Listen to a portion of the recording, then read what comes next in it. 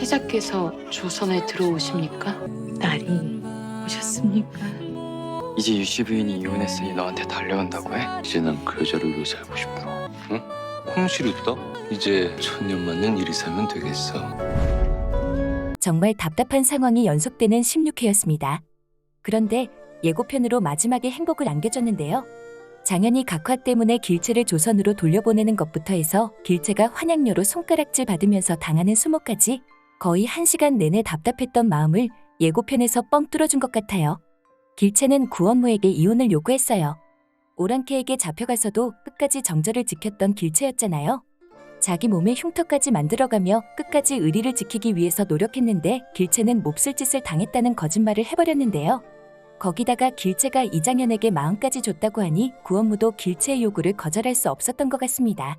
길채가 돌아오기 전에 이미 길채를 포기했던 구원무였잖아요.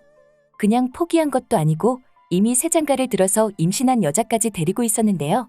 그 장면을 보면서 정말 어처구니 없다는 생각도 들었지만 동시에 이장현 입장에서는 오히려 잘 됐다는 생각도 들었습니다.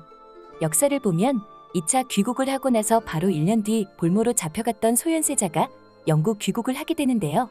소현세자가 볼모에서 풀려나는 상황이라 장현과 구자미도 소현세자와 함께 조선으로 되돌아올 수 있었습니다.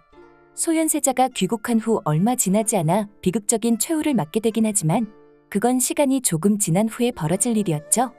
길채는 소현세자와 함께 다시 돌아올 장현을 기다리고 있었어요. 이장현은 각화 곁에 있으면서 길채 소식을 듣지 못하고 있었던 것 같은데요. 하지만 이장현한테 길채 소식을 전해줄 사람이 있었습니다. 이장현과 함께 구자미도 다시 돌아왔잖아요. 구자미는 종종이한테 마음이 있었고 장현을 닮아 은근히 일편단심이었는데요.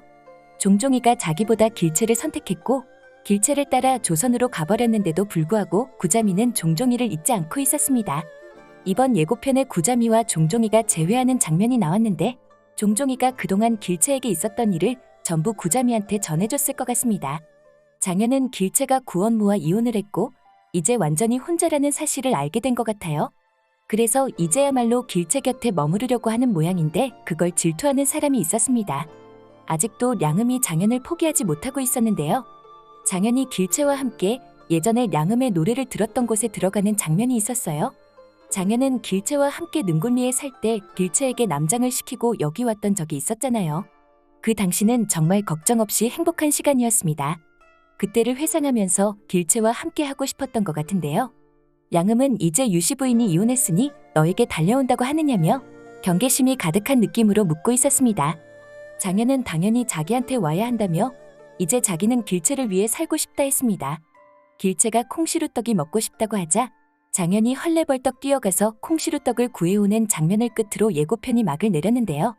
이제 천년만년일이 살면 되겠다는 장현의 말이 정말 마음에 사무치는 느낌이었습니다. 다음 주에는 꼭 길채와 장현이 행복한 모습을 봤으면 좋겠네요. 여기까지 소심한 리뷰였고요. 혹시 실례가 안 된다면 구독해주시면 안 될까요?